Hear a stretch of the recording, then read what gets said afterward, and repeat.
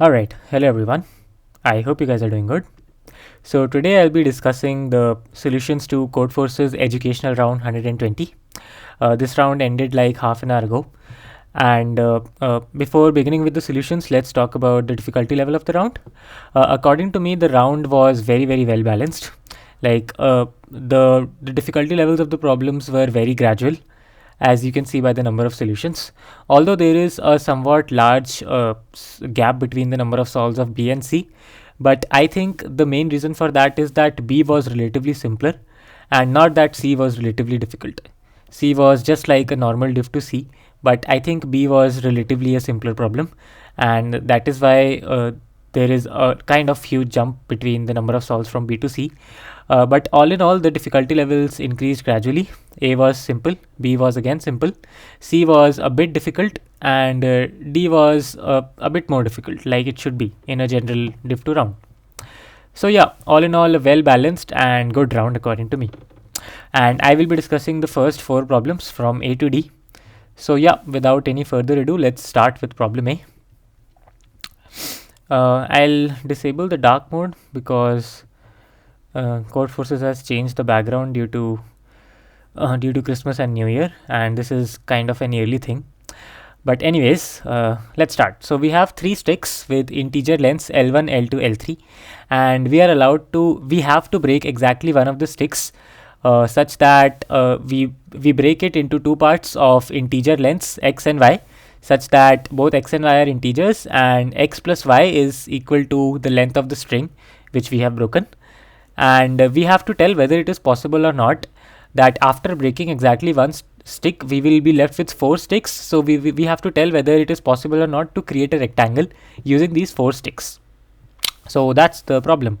I hope it is clear enough. So we are going to take one of the sticks and break it down into 2 parts.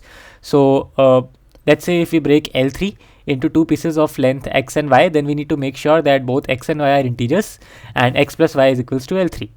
And once we do that, we will be left with 4 sticks of sizes of lengths L1, L2, x and y. So we just need to tell whether it's possible or not to build a rectangle using these 4 sticks. Right, so that's the problem. I don't think we need to go in depth here. It is not a very difficult problem. What we can do is, first of all, we can iterate on which stick exactly we will break. So there are just 3 choices. So we will iterate on all the 3 choices of the sticks that we will break. So let's say that I am breaking the first stick, that is L1.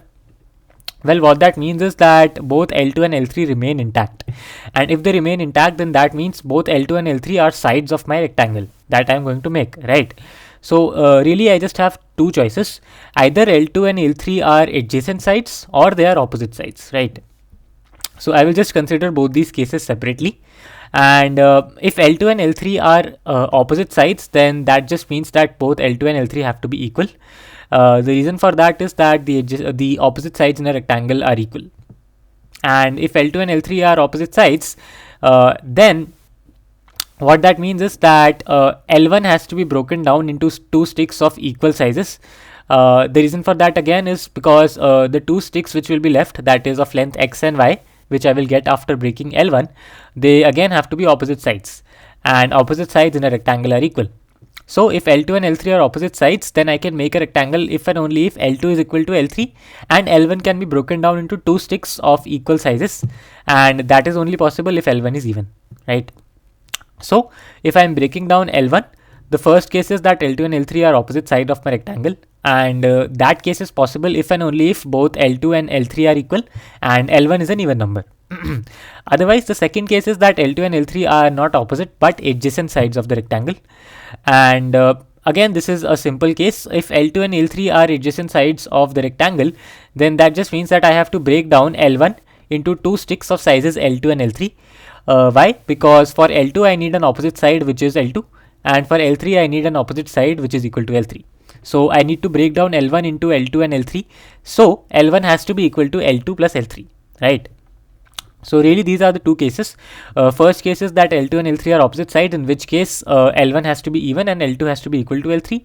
And the second case is that L2 and L3 are adjacent sides, in which case simply L1 has to be equal to L2 plus L3. So if either of these two conditions are satisfied, then I'll say that yes, it is possible to create a rectangle, and I will go through all these two conditions for all the three sticks. So right now I considered taking L1 and breaking it, so I will consider breaking L2 and consider breaking L3, and if in any of those cases I get a possible rectangle, then the answer is going to be yes. Otherwise it's going to be no, right? So that simply sums up this problem. That's the entire solution. Let's have a look at the code for better clarity. So I make an array and of size 3, and I take in L1, L2 and L3 there. And then what I do is I iterate on which stick that I'm breaking. I'm breaking the stick I currently. So let's say x3 is the length of the stick that I'm breaking, and x1 and x2 are the other two sticks. The other stick is going to be L of I mod 3 plus 1 and L of I mod 3 plus 1 mod 3 plus 1. So I mean, there may be easier ways to implement it, but this is how I did it during the contest. So you have x1 and x2, and x3 is a stick that you're going to break.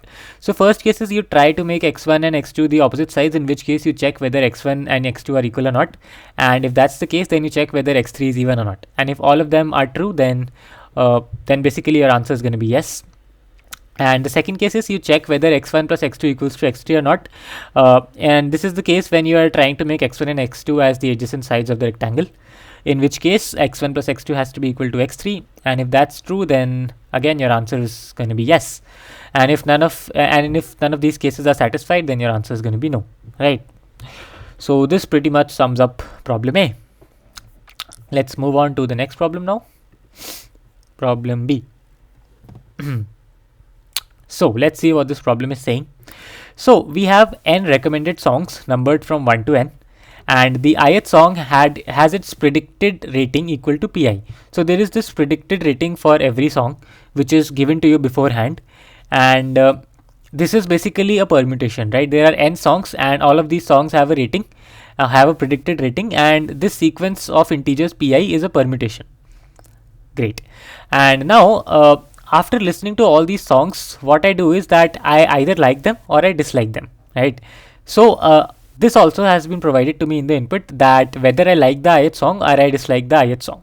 So all of this information has been given to me, the predicted rating and whether I like a song or not. All of this has been given to me.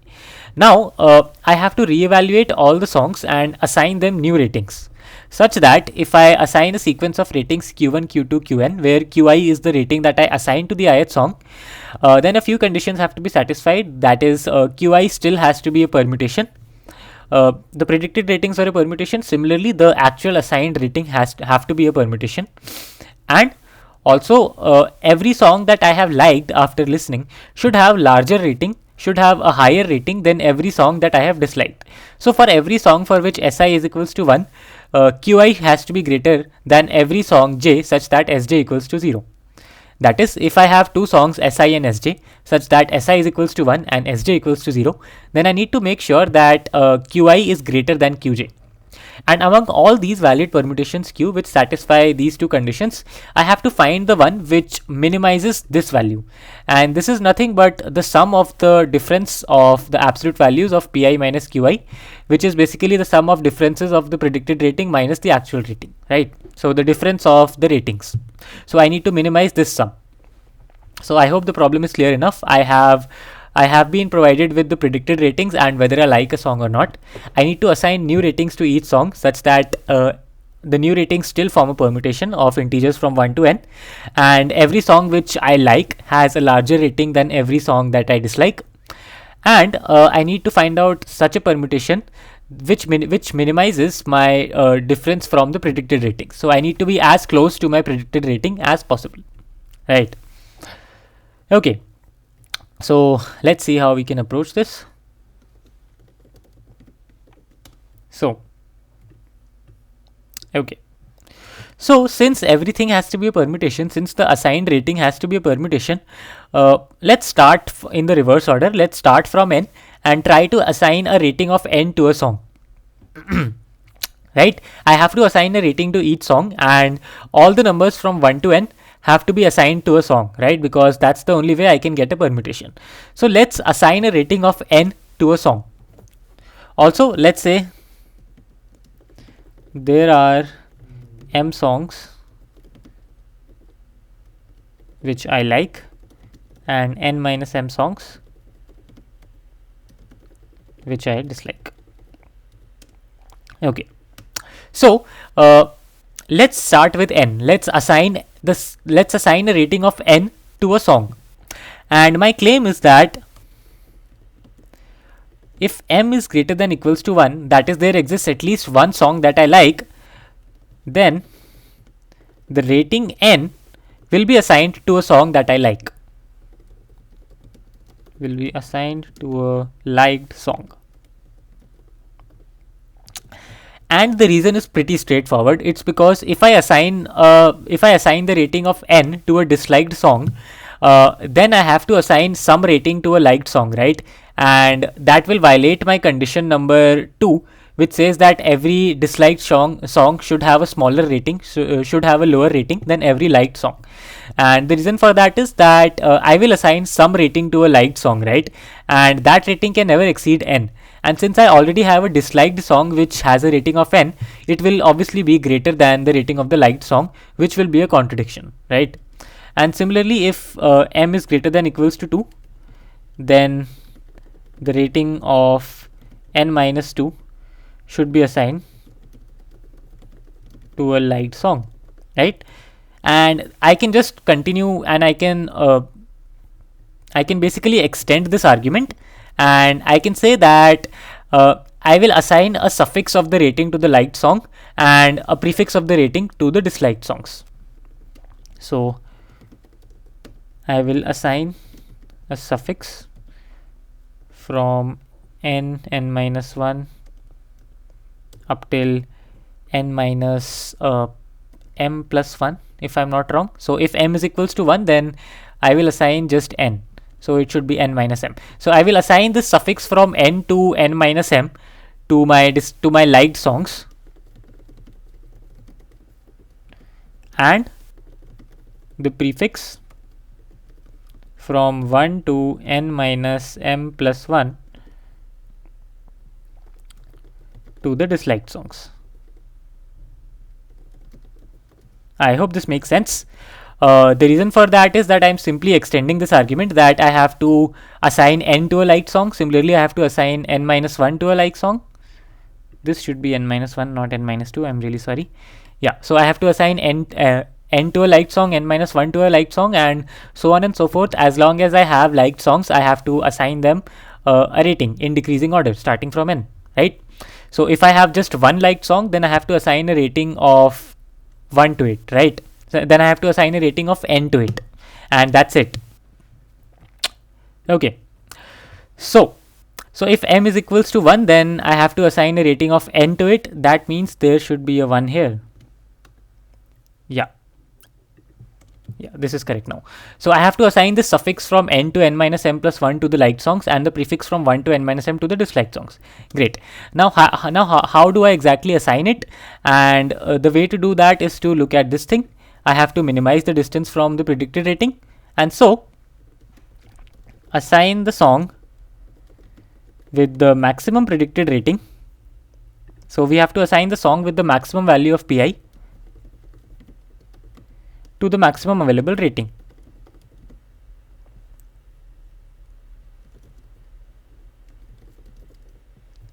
That's it. This basically is the solution. Because if we do that, we are basically keeping the value qi as close as possible to the value pi, which will help us in minimizing this absolute value sum, right? So this is why we will assign the maximum possible available rating to a song which has the maximum value of pi. And we can just keep doing this. And the way to do that is we can keep the liked songs and the disliked songs in different vectors, sort them in decreasing order, and start from n, and start assigning all the values to the liked songs first, and then to all the disliked songs in decreasing order, right? So this basically completes the solution to problem B. Let's just have a look at the code. Again, a fairly simple code here. So what I'm doing is I'm creating two vectors. One is the liked song and other is the disliked song vector. These are vectors of pairs which store pi comma I as pairs. And once I do that, I'm sorting both these vectors in descending order. and then I'm starting from n and I'm assigning ratings to all the liked songs first. So I'm assigning a rating to the song which has the maximum value of pi first, and just after that I'm assigning the song which has the lower value of pi. And once I have assigned ratings to all the liked songs, I will assign ratings to all the disliked songs. And once I'm done, I am sure that I have assigned the rating to each and every song, so I can just output the answer, output the value answer of I for each I from 1 to n, right? So this basically completes the solution to problem B. Let's move on to the next problem now.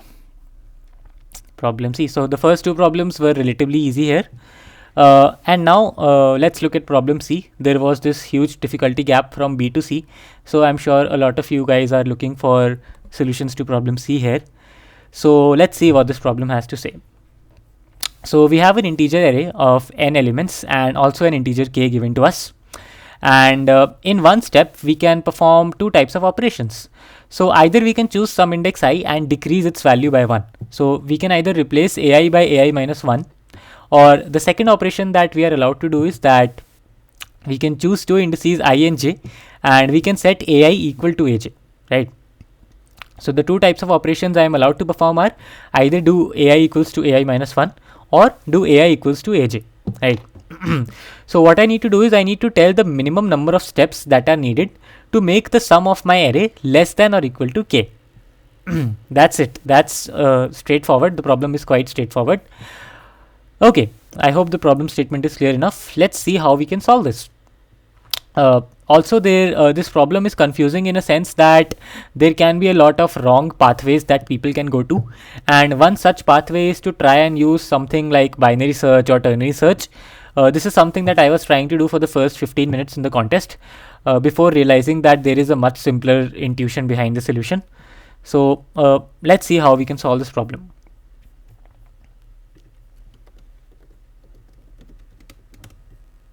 Okay. So I will start by making a few very important observations here. As you already know, we can perform two types of operations. Let's say, so we can perform two types of operations.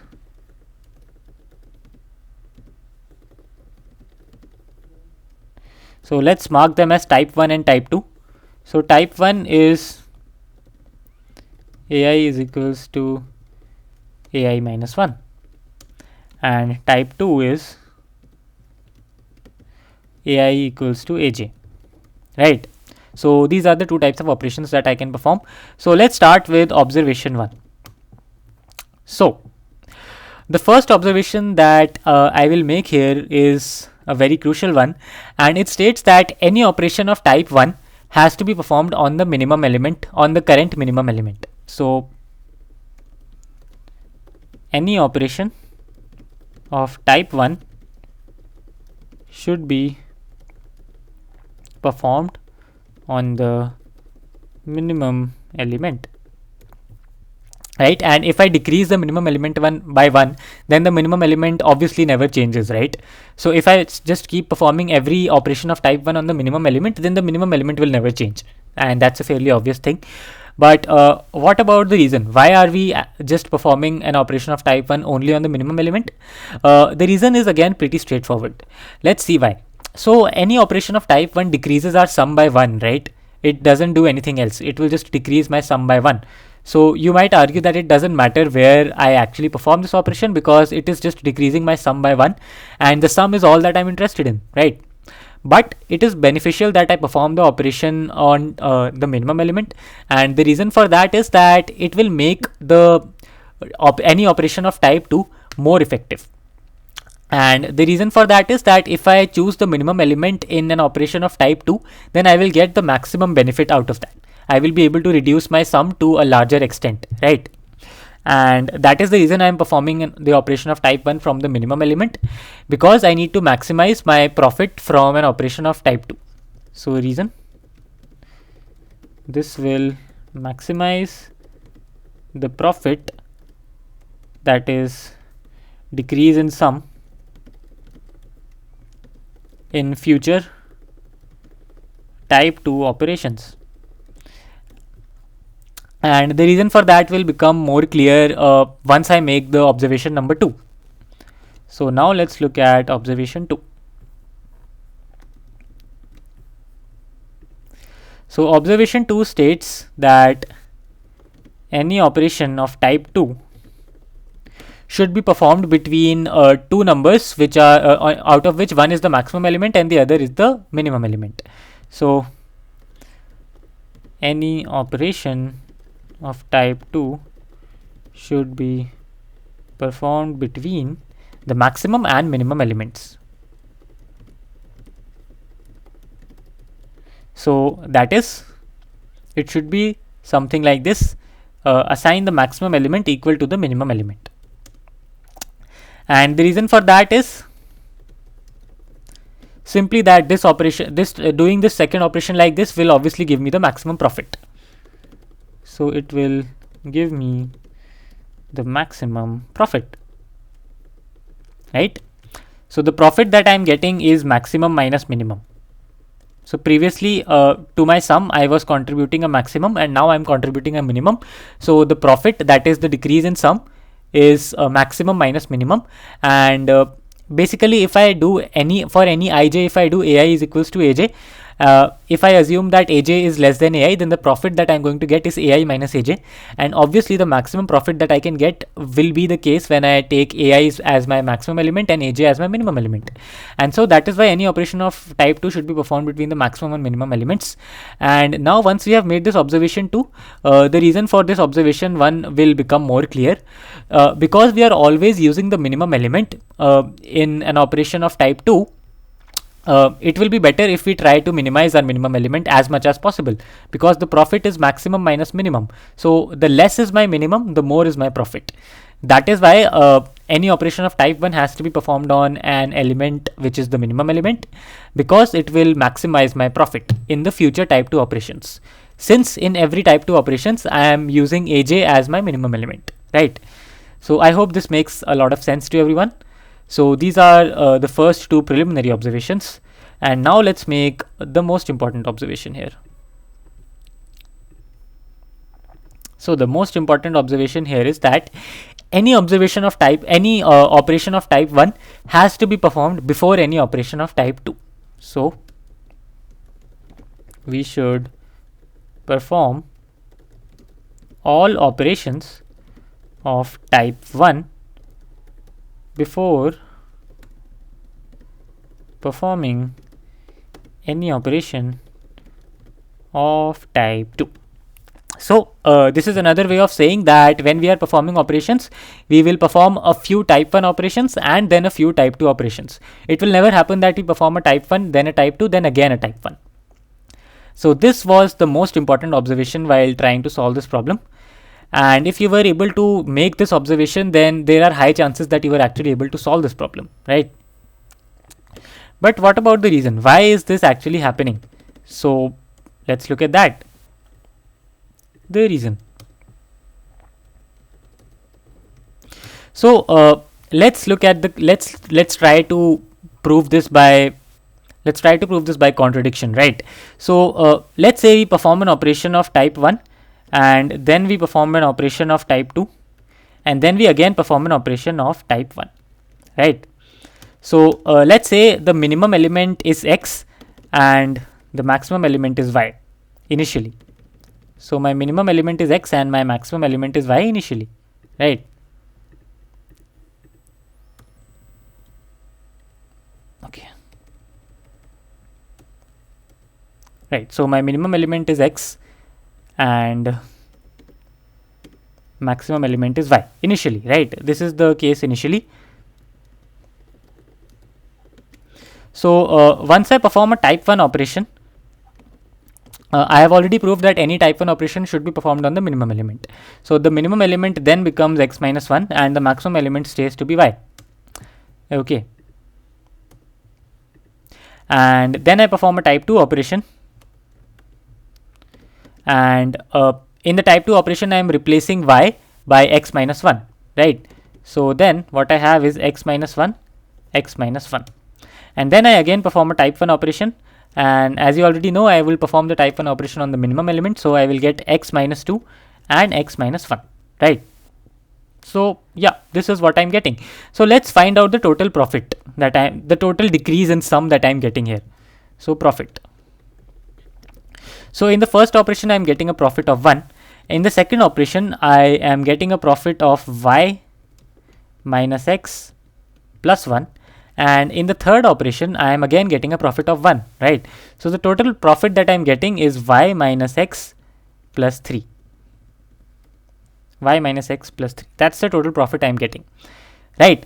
So now let's swap the order of the last two operation and perform something like this: type 1, then again type 1, and then type 2. And this is I have claimed that this should give me a better answer, because according to my claim, all operations of type 1 have to be performed between all operations of type 2, right? So let's see if this is true or not. So I'll copy this and make changes to this. Okay. So initially I have x and y. Then I perform an operation of type 1 and I get x minus 1 and y. Then I perform an operation of type 1 again and I get x minus 2 and y, right? And then I perform an operation of type 2. So I will get x minus 2 and x minus 2. So let's try to calculate the total profit here. So from the first operation I am getting a profit of 1. From the second operation again I am getting a profit of 1. And from the third operation I am getting a profit of y minus x plus 2. So the total profit that I am getting here is y minus x plus 4, right? And so I can just say that since y minus x plus 4 is strictly greater than y minus x plus 3, my claim is proved. That is, if I, in any order, if I am doing a type 2 operation before a type 1 operation, I can just reverse them and I can get more profit, right? And I need more profit, right? Because I need to minimize the total number of steps. Cool. Also, it makes sense to mention that I need a total profit of sum minus k. So I need a total profit which is greater than or equals to sum minus k, where sum is the sum of all the elements. So I need to make the sum less than equals to k. So I need to decrease the sum by initial sum minus k. So this is the total profit that I need. And I have already proved that I will get the most profit if I perform all operations of type 1 before any operation of type 2. Okay, so far so good. Now what to do? So now this becomes really simple. So if we perform x operations of type 1, so if we perform x operations of type 1, then we will choose a suffix in the sorted array and perform operations of type 2. Right? The reason for that is simple. We always choose the maximum element. So initially, once we have performed all the elements of type 1, our minimum element has been reduced by x in x operations. So if I have sorted the array, I am assuming that the minimum element is a of 1. So a of 1 has already been reduced by x. So a of 1 has become a of 1 minus x. So now the maximum element is a of n. So I'll choose a of n, decrease it to a of 1 minus x. Now the maximum element is a of n minus 1. So I will choose a of n minus 1, decrease it to a of n minus 1, decrease it to a of 1 minus x. Then the maximum element is a of n minus 2, and so on and so forth. So I will choose a suffix in the sorted array and perform operations of type 2, right? So essentially what I can do is that I can iterate on the suffix. Right, I can iterate on the suffix, and using this I can actually just find out my answer. So I can iterate on the index where I am ending. That is, I can iterate on the index where I perform the last type 2 operation. And if I do that, I will be able to find out the total number of operations. So let's see how we are doing that. So let's say that I is the index where I perform the last type 2 operation, right? And also I assume that I have performed x operations of type 1. So my task is to find out x, right? So if I perform x operations of type 1, I'll assume that I have x operations of type 1 on a of 1, right? I'll perform the operation of type 1 on the minimum element. I have already proved that. So let's say I perform x operations of type 1 on a1, and then I perform operations of type 2 on an minus 1 up till ai, right? And I'm claiming that I is the index where I perform the last type 2 operation. That is, when I'm at index I and I perform the type 2 operation, my profit exceeds sum minus k, right? So let's say that this sum minus k is some variable diff, right? So let's try and calculate the total profit. So initially I do x operations of type 1 on a1. So straightforward, I am getting x amount of profit from that. Right, now my a1 has become a1 minus x, and I am performing operations on an minus 1 and so on. So the profit that I am going to get is that an is going to be converted into a1 minus x. So the profit that I am getting is an minus a1 plus x. Then I am doing this operation on an minus 1. So an minus 1 minus a1 plus x up till. So I is the last index where I am performing this operation. So the profit that I'll get from there is ai minus a1 plus x, right? So total profit can be easily calculated. So the total profit that I'm getting is x plus an plus an minus 1 up till ai, right? This minus some number times a1, and this some number is nothing but n minus I plus 1, obviously, because I'm doing operations starting from n till I. So the number of terms will be n minus I plus 1. So n minus I plus 1 times a1, and also n minus I plus 1 times x. So n minus I plus 1 times x. So if I take this x and put it here, then this becomes n minus I plus 2 times x. So this is the total profit that I'm getting. So I will write this in a more compact form. So let's replace this thing by the sum, by a variable sum, which can easily be maintained. So the total profit is nothing but sum minus n minus I plus 1 times a1 plus n minus I plus 2 times x. And I want this total profit to exceed this difference variable, right? And I want this to be greater than or equals to difference. And so x can be very easily calculated as difference minus sum plus n minus I plus 1 times a1, and whole of this divided by n minus I plus 2 and the ceiling of this, right? The ceiling of this. So essentially this is what x is. And so the total number of operations that I am doing. So first I am doing x operations of type 1 on a1, and then I am doing n minus I plus 1 operations of type 2 on the suffix of length I, right? So the total number of operations that I am doing is x plus n minus I plus 1. And so I can just calculate this for every I starting from 2 to n, and like going from n to 2, I can calculate this value for all the i's, and I can take the minimum over every suffix, right? So yeah, this basically sums up the solution to problem C. I know it might be a little tricky to understand, but at the end of the day, it's basically just mathematics. Once you have made these first 3 crucial observations, it becomes really easy. So yeah, let's have a look at the code now. The code is very small here. So I take in the array, I calculate the sum. If the sum is initially less than k, then I don't need to do any operations. Also, if the sum is equals to k plus 1, then the answer will have to be 1. I can just choose any index and decrease it. Otherwise, I first of all sort a, and my difference is sum minus k. And obviously, I can do it in sum minus k operations. So I initialize my answer with sum minus k. And then I create a sum variable which stores the suffix sum from I to n. And I iterate on which suffix I'm taking. So I'm going from n to 2. And first of all, I increase my sum variable by a of I to maintain the suffix sum.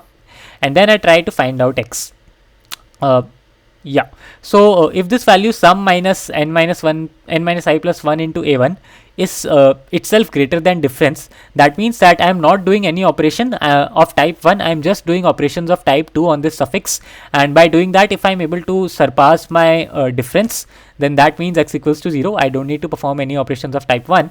Otherwise, x will just be the ceiling of what I had described, diff minus sum plus n minus I plus 1 times a1 divided by n minus I plus 2. And so I have successfully found out x. So my answer will be minimum of answer and x plus n minus I plus 1, right? So this is it. I can just keep doing this and finally I will have the right answer with me. So this concludes the solution to problem C now, right? Cool. So let's now move on to the last problem that we'll be discussing today. That will be problem D. Okay. So let's see what we have here. So we have a binary string, that is a string consisting of characters 0 and 1, s of length n, and we can perform the following operations with the string s, and we can perform it at most once. So we can choose a substring of s having exactly k amount of 1, so having exactly k characters 1 in it, and shuffle it in any order that we want, right? So we will look for a substring which has exactly k ones in it and we can shuffle it, right? So we need to find out the total number of different strings which can be obtained from s by performing this operation at most once. N is up to 5000, even though the problem was solvable for n up to 10 to the 5 or 6 using binary search, but I think the problem setters did a good job because that would have made the implementation really messy.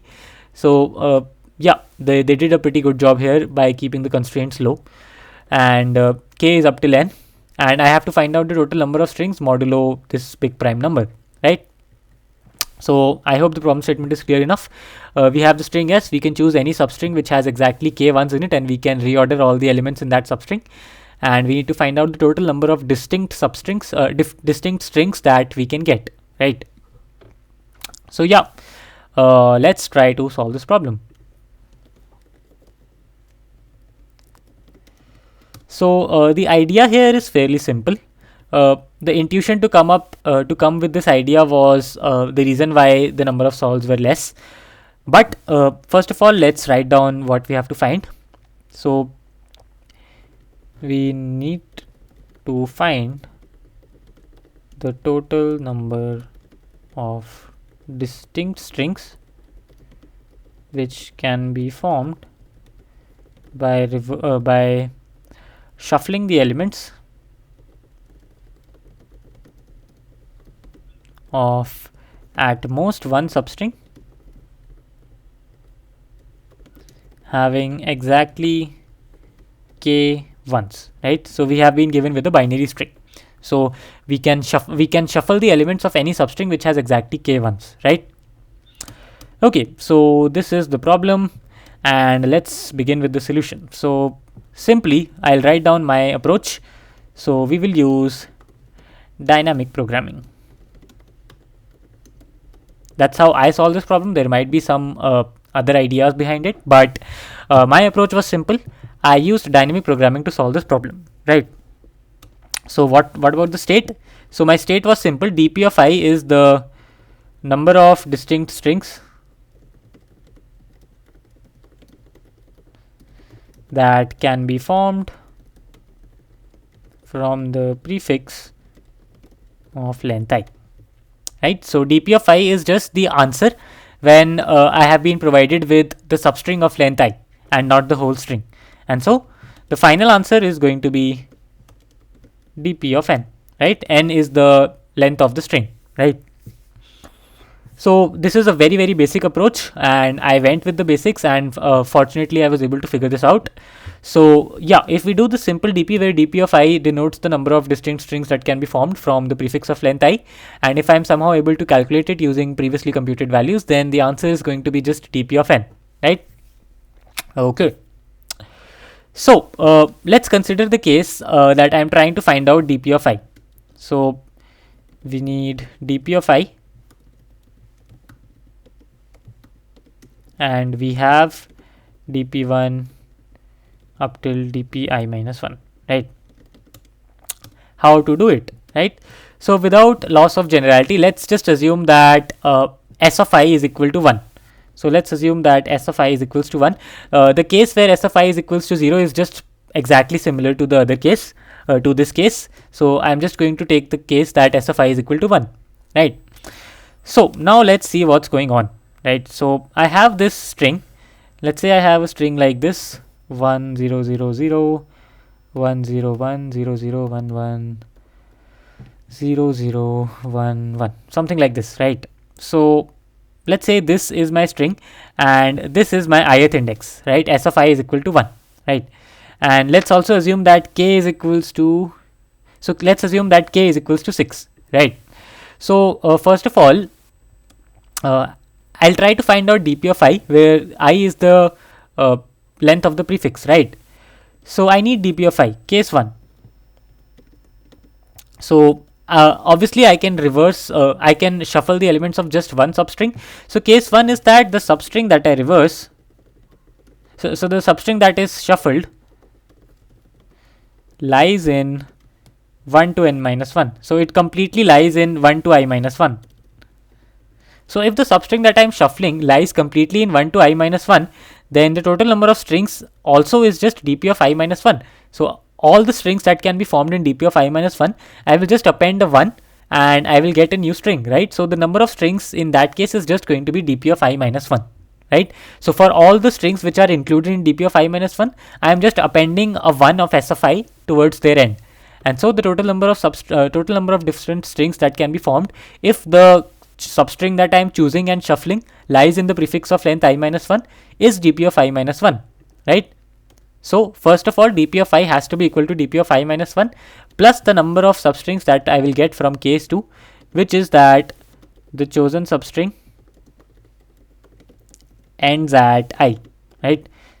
That's the only extra substring that I have, right? So I have to find the length of the longest substring which ends at I and has exactly k ones in it, right? So here we had k is equals to 6. So if we look at the substring, we will get this particular substring, right?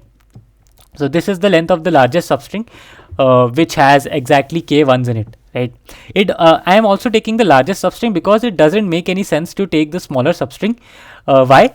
Because if I take this smaller substring, that I can rearrange all the elements in this substring. But if I take this substring, then I can rearrange all the elements in it. And the previous substring was just all the rearrangements of this substring are just subsets of all the rearrangements of this substring, right? So it makes sense to just take the largest substring. I will repeat the reason.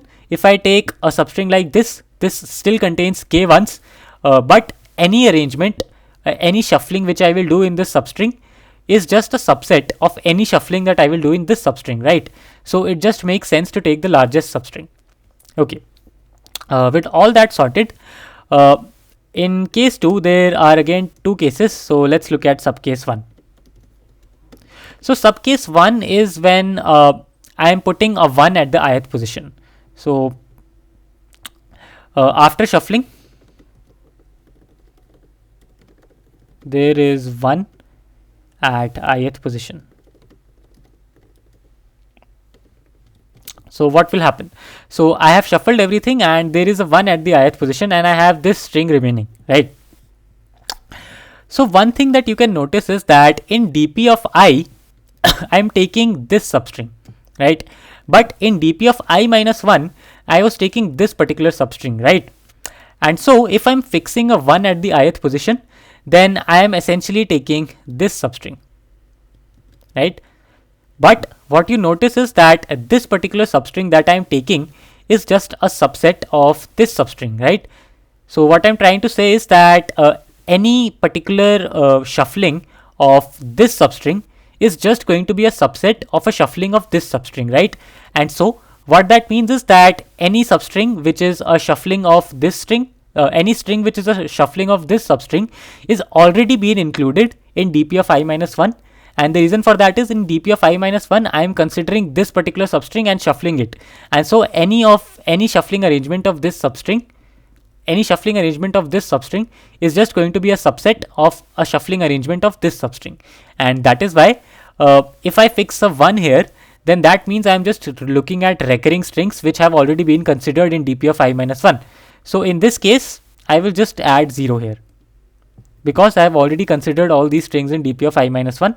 And now I have subcase 2, where I am after shuffling,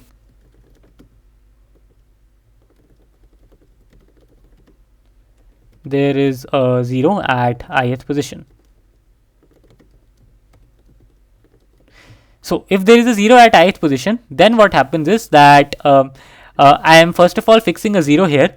Also, I can put a 0 here if and only if this substring has at least one 0. So I'm assuming that this substring has a 0. If this doesn't have a 0, then obviously I will add nothing. But if this has a 0, I will fix a 0 here. And now I am left with this particular substring, right? So what I can do is that I can keep a count of the number of zeros here, and I can keep the length of the string, and the total number of different strings that can be formed is nothing but if the length of the string is L and there are k zeros or maybe z zeros, then the total number of different strings that I'll form is LCZ, right? Because I can just choose Z positions where Z is the count of my zeros and distribute all the zeros there. And towards the remaining positions, I can just put ones. So the total number of different strings that will be formed will be combination of length of substring minus 1, comma, number of zeros minus 1. This minus 1 is there because I have fixed a 0 here. So if the length of substring is L, then the length of this remaining substring becomes L minus 1. And if the number of zeros are Z, then I have already fixed 1 0 here. So I will decrease the number of zeros and the number of zeros will become Z minus 1. And these zeros I can distribute anywhere in this substring, right? So the total number of different substrings that I will get is C L minus 1 Z minus 1, right? And so what I can say is dp of I is nothing but dp of I minus 1 plus C of L minus 1 comma Z minus 1, where L is the length of the largest substring which has exactly k ones in it, and Z is the number of zeros in that substring. So there has to be at least 1 0 for this to be valid. If there are no zeros, then dp of I is just dp of I minus 1, right?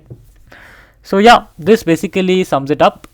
This is the entire solution to problem D. Now let's have a look at the code. There is one corner case that I will discuss in the code.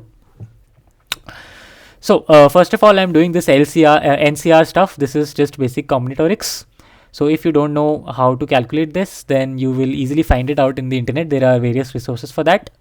So I'm assuming you have basic knowledge of how to calculate NCRs. Moving forward, I convert this string into a vector because I'm more comfortable with arrays. Then I create this dp value, dp array. Dp of 1 is obviously going to be 1, and I'll go from 2 to n, right?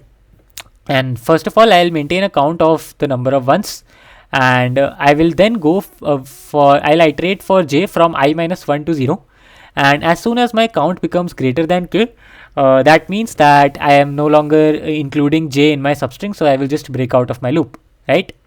Also, I will keep a count of the number of ones and zeros in my substring. So if aj is 1, then I will increment my ones, otherwise I'll increment my zeros. Right, so if count was less than k, that means that there is no such substring ending at I which has exactly k1, so I will just continue. Otherwise, obviously I have initially done dp of I is equals to dp of I minus 1. Now I have to figure out what I have to add here, right? Okay. Now, so I was talking about this corner case.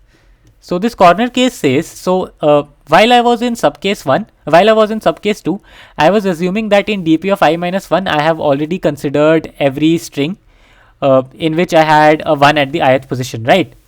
But that is only the case when I have already found a substring and shuffled it, right? So if I haven't shuffled anything till now, then I haven't considered anything in dp of I minus 1, right? I have to have found a substring and shuffled it, and that is why if we find the first ever substring which has a length k, then we won't do anything extra. What we'll do is that we will just distribute the zeros in that string. We can do that in C of ones plus zeros comma zeros ways, and from that obviously we will subtract 1, which is that we didn't do anything, we didn't do any kind of shuffling, so we have to subtract 1 from that, and so the number of ways will be C of ones plus zeros comma zeros minus 1, right? This minus 1 is for keeping the original string intact, right? And that is already being considered in dp of 1, so I have to subtract that. Right, so if I haven't found any string till now, then I'll do this. But if I have already found a string and I have already done the shuffling, then I am doing my normal casework. So if ai is equals to 1, then I will fix a 0 there, and I will add c ones plus zeros comma zeros. Else if ai is equals to 0, I will fix a 1 here, so I will decrease my ones, and then I will add ones plus zeros comma zeros combination to my answer, right? So I'll do dp of I is equals to mod add of dp of I comma add, right? And also found equals to true, so that it never goes here again. So it is going here only when I am finding a substring which has exactly k ones for the first time, right? And yeah, so if k is equals to 0, then the answer is obviously going to be 1. This is just an extra line which I added. It's not really necessary. So finally, I'll just output dp of n, and that will give me the correct answer, right? So this basically completes the solution to problem D, and that's all I had planned for today. So thank you so much for watching till the end, and I will see you in the next video. Bye bye.